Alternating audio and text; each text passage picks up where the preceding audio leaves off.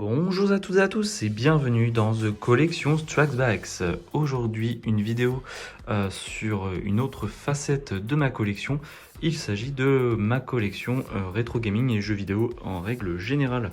Donc je viens de terminer il y a assez peu de temps du coup cette pièce qui est avant tout aussi mon bureau professionnel dans lequel il y a une petite partie, on va dire la moitié de la partie qui est dédiée du coup à ma collection et au rétro gaming et aux jeux vidéo du coup de manière générale. Du coup, n'attendons pas plus et regardons ce qu'il y a un petit peu à l'intérieur de cette collection. Donc nous avons quelques petites figurines, donc d'abord d'Assassin's Creed, donc Ezio, Assassin's Creed 2, quelques petites figurines de One Piece, une petite installation pour éviter de retourner la télé à chaque fois, donc avec plusieurs ports Péritel RGB. Donc, commençons par les consoles, donc avec la Nintendo NES, donc avec notamment un des jeux mythiques que j'ai poncé durant mon enfance, donc Super Mario 3 notamment. Donc elle est dans un état superbe avec des petits stickers. Donc je l'ai trouvé dans cet état, j'ai voulu la laisser, donc avec les petits stickers Mario. Du plus bel effet, j'adore. Nous avons sa petite sœur, on va dire, du coup la Super Nintendo. Donc là j'ai pas encore beaucoup de jeux dessus, on a notamment du Donkey Kong Country, donc ça c'était excellent, j'adore les Donkey Kong. Tac, dans un assez bel état également. Ensuite des consoles appartenant à mon père du coup que j'ai beaucoup utilisé durant mon enfance, donc la Sega Mega Drive 1 et la 2 avec des jeux mythiques notamment comme les Sonic. Donc là on voit Sonic 1, 2, Sonic X Knuckles, le Aladdin qui est vraiment excellent sur ce support, bon Jurassic Park qui est un jeu de cœur, et aussi le Super Street Fighter 2 qui était vraiment génial. J'ai vraiment joué des heures et des heures à ce jeu de combat. La Nintendo 64, donc là avec notamment le Super Mario 64 en boîte qui est magnifique, et des jeux aussi mythiques comme qu'est-ce qu'on a de mythique là-dessus, bien sûr on va avoir, hop, je vais vous montrer ça, donc bien sûr le Zelda Ocarina of Time, donc ça il est excellent ce jeu. Il y avait également côté Star Wars, on avait le Shadow of Empire que j'ai énormément aussi poncé durant mon enfance.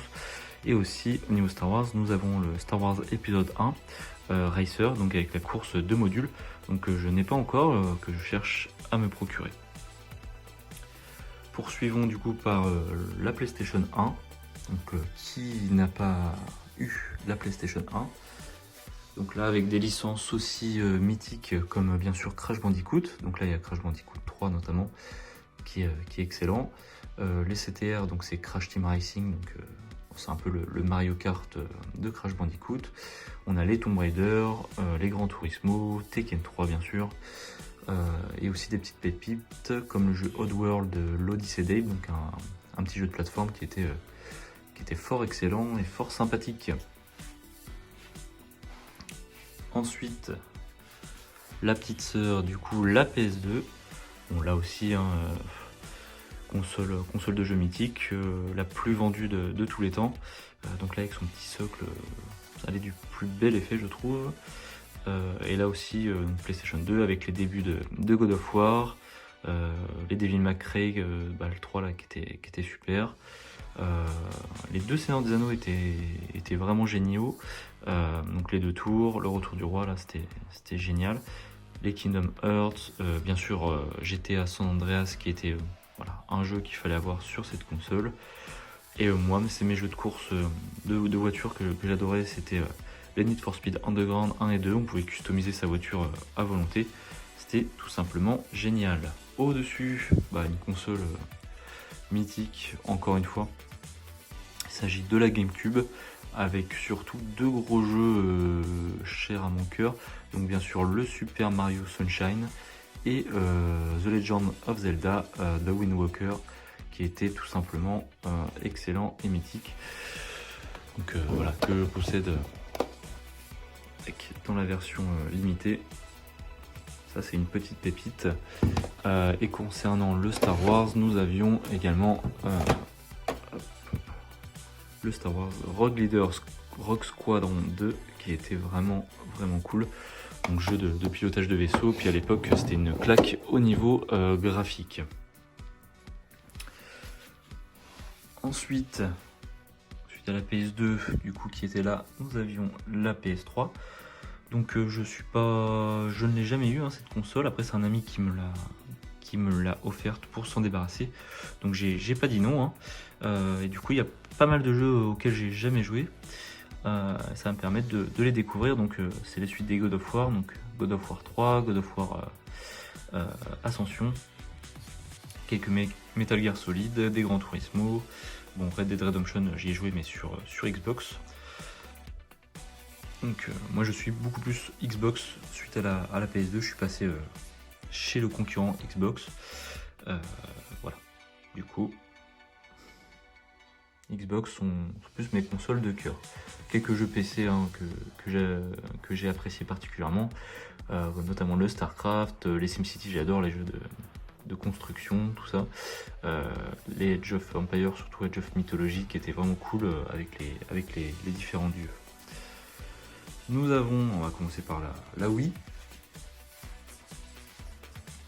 donc qui est ma Wii personnelle, donc notamment avec le Donkey Kong Country Return que j'ai kiffé, Donkey Kong, le Super Smash Bros Brawl qui était quand même assez sympa, et oui il y avait les Zelda aussi, Twilight Princess qui était assez cool aussi. La première Xbox, donc avec les débuts de Halo notamment. Ouais, on se rend compte qu'elle est bien fat, console.